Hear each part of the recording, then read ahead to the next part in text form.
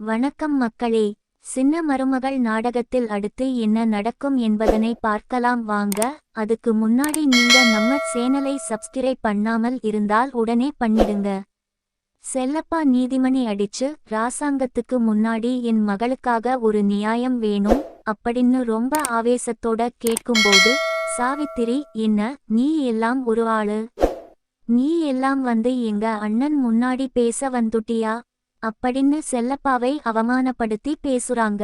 இத பார்த்துக்கிட்டு இருக்க ஊர்ஜனம் எல்லாம் சொல்லுது, என்ன சாவித்திரி, கட்டிக்கிட்ட பொண்டாட்டி ஒருத்தி இருக்கும்போது இன்னொரு பொண்ணு கட்டி வைக்கிறது தப்புதானே? பொண்ணோட அப்பா என்ற முறையில அவர் கேட்கத்தான் செய்வாரு.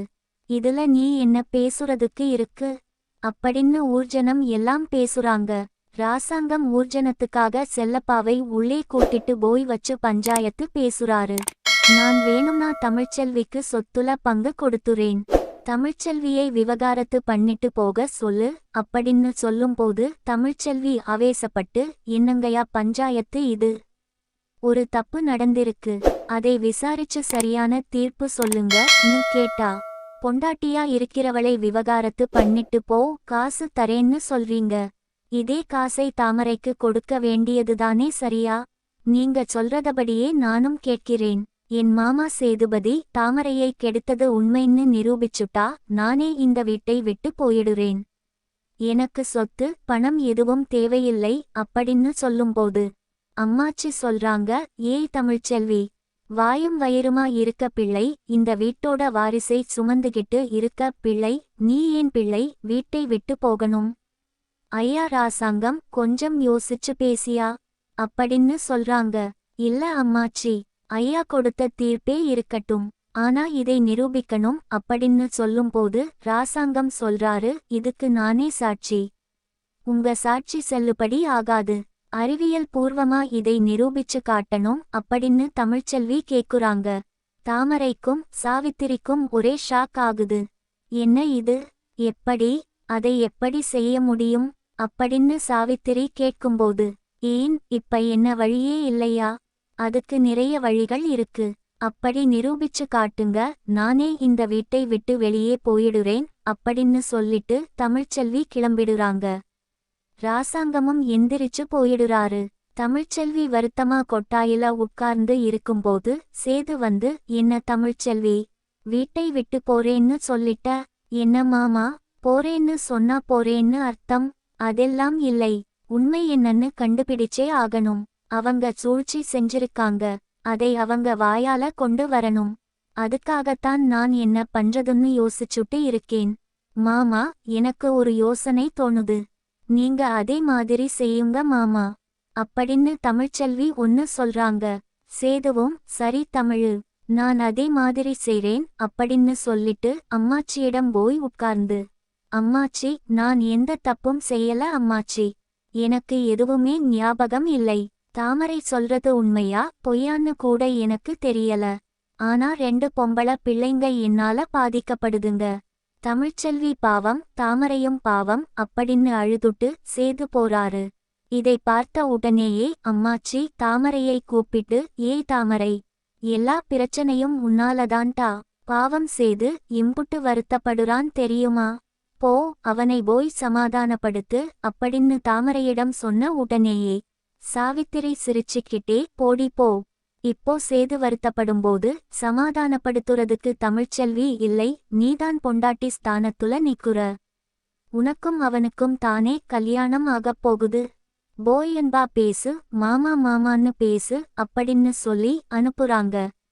தாமரையும் ரொம்ப சந்தோஷமா வந்து, மாமா என்னை மன்னிச்சிருங்க மாமா, அன்னைக்கு நான் அந்த கேக்கை எடுத்துட்டு வந்திருக்கவே கூடாது, அதனாலதான் இவ்வளவு பெரிய பிரச்சனை ஆயிடுச்சு அப்படின்னு பேசும்போது சேதுவும், இல்ல தாமரை, நான் தான் எல்லா தப்புக்கும் காரணம், நான் அப்படி செஞ்சிருக்க கூடாது, இல்ல நான் ஏதோ புத்தி கெட்டு மயக்கத்துல அப்படி செஞ்சுட்டேன். ஆனா ஒன்னு தாமரை, தமிழ்ச்செல்வி பாவம், தமிழ்ச்செல்வி எப்படி பண்ணாலும் பரவாயில்லை, ஆனா தமிழ்ச்செல்வி வயித்துல இருக்க எங்க அம்மாவா பிறக்க போற அந்த குழந்தை பாவம் இல்ல அப்படின்னு ரொம்ப உருக்கமா சேது தாமரை கிட்ட பேசுறாரு. தாமரை உடனே, ஏன் மாமா அப்படி சொல்றீங்க, தமிழ்ச்செல்வி உங்கள வேணான்னு விவாகரத்து பண்ணிட்டு போனாலும் கூட தமிழ்ச்செல்விக்கு பிறக்கிற குழந்தையை நம்ம வச்சு வளர்க்கலாம் என்ன? தாமரை சொல்றது உண்மையாவா? ஆமா மாமா, என்ன இருந்தாலும் அது உங்க குழந்தை தானே. நான் அப்படி பத்திரமா பார்த்துக்கிறேன், நல்லா வளர்ப்பேன் மாமா அப்படின்னு தாமரை சொல்றாங்க. தாமரை பேசாம, இதுக்கு நானும் உன்னையே கல்யாணம் பண்ணி இருக்கலாம். தேவையில்லாம தமிழ்ச்செல்வியை போய் கல்யாணம் பண்ணி அவள் வாழ்க்கையும் பாலா போயிருச்சுல அப்படின்னு ரொம்ப சோகமா வருத்தப்பட்டு சொல்றாரு. தாமரை உடனே, இதுக்குத்தான் மாமா எத்தனை தடவையோ நான் சொன்னேன், இந்த தமிழ்ச்செல்வியை கல்யாணம் பண்ணிக்காதீங்கன்னு. என்ன பண்றது தாமரை, அதான் விதி. கல்யாணம் முதல் தடவை கூட நின்னுச்சு, அதோட விட்டிருந்திருக்கணும். நான் மறுபடியும் இந்த தமிழ்ச்செல்வியை கல்யாணம் பண்ணி இருந்திருக்க கூடாது. ஆசைப்பட்டு கல்யாணம் பண்ணி இப்ப பாரு, சேர்ந்து கூட வாழ முடியாம அவ வெளியில கொட்டாயில இருக்கா, நான் இங்க இருக்கேன் அப்படின்னு சேது பேசுறாரு. இதுக்குதான் மாமா நான் முதலே சொன்னேன், சேது மாமாவை நானே கட்டிக்கிறேன், எனக்கே கட்டி வைங்க மாமா நூ ராசாங்க மாமா அம்மா கிட்ட கேட்டேன். ராசாங்க மாமாதான் சேது ஆசைப்படுறான்னு சொல்லிப்புட்டாரு. ஏன் தாமரை, நீ முதலே என்கிட்ட வந்து சொல்லியிருந்தா நான் இந்த கல்யாணத்தை தடுத்து நிறுத்தியிருப்பேன்ல. ஐயோ மாமா, நான் எத்தனை தடவை முயற்சி பண்ணினேன். தமிழ்ச்செல்விக்கும் உங்களுக்கும் நடக்க இருந்த கல்யாணத்தை நிறுத்தணும்னு அவ்வளவு முயற்சி பண்ணேன். அதனால என்ன மாமா, இப்பதான் நம்ம 2 பேரும் கல்யாணம் பண்ணிக்க போறோமே. ஏன் தாமரை, அன்னைக்கு நீ கேக்கு கொண்டு வந்தீல, அன்னைக்கு அம்புட்டு அழகா இருந்தேன். நான் போன் எல்லாம் வச்சிருந்தேன். நம்ம அப்படியே சேர்ந்து ஒரு செல்ஃபி எடுத்திருந்திருக்கணும். மறந்துட்டேன். எவ்வளவு நல்ல மோமெண்ட்ல அந்த மாதிரி ஒரு நல்ல தருணத்தை மிஸ் பண்ணிட்டேனே. இப்ப நினைச்சு வருத்தப்படுறேன் தாமரை அப்படின்னு சேது சொல்லும்போது தாமரை சொல்றாங்க, ஏன் மாமா, நான் எடுத்து வச்சிருக்கேன் என் போன்ல, இதை பாருங்களேன் அப்படின்னு தாமரை காமிக்கிறாங்க. சேது போனை வாங்கி, ஆமா தாமரை, இங்க பாரு, இந்த ட்ரெஸ்ல நீ அம்புட்டு அழகா இருக்க, இந்த கேக்கு கூட அம்புட்டு நல்லா இருக்கு பாரேன், நான் தான் காட்டா மாதிரி இருக்கேன் அப்படின்னு சேது சொல்றாரு. ஒவ்வொரு போட்டோவா பார்த்துக்கிட்டே இருக்கும்போது சேது கட்டுல படுத்திருக்கிறதும் தாமரை நின்ன மாதிரியே 2 விரலை நீட்டி செல்ஃபி எடுத்திருக்காங்க. இந்த போட்டோவையும் சேது பாக்குறாரு. சேது சொல்றாரு, தாமரை, இந்த போட்டோ எல்லாம் என் போனுக்கு நான் அனுப்பிக்கிறேன் அப்படின்னு சொல்லி எல்லா போட்டோஸையும் தான் போனுக்கு அனுப்பிக்கிறாரு. தாமரை, நான் சொன்னதை மட்டும் ஞாபகம் வச்சுக்கோ, தமிழ்ச்செல்விக்கு பிறக்க போற குழந்தை, நீங்க கவலையே படாதீங்க மாமா, நான் என் குழந்தை மாதிரி பார்த்துக்கிறேன், நீங்க கவலைப்படாம ரெஸ்ட் எடுங்க அப்படின்னு சொல்லிட்டு தாமரை கிளம்பிடுறாங்க. சேது மறுபடியும் தாமரை அனுப்புன அந்த போட்டோஸ் எல்லாம் பார்த்து தமிழ்ச்செல்வி கிட்ட காமிக்கிறாரு.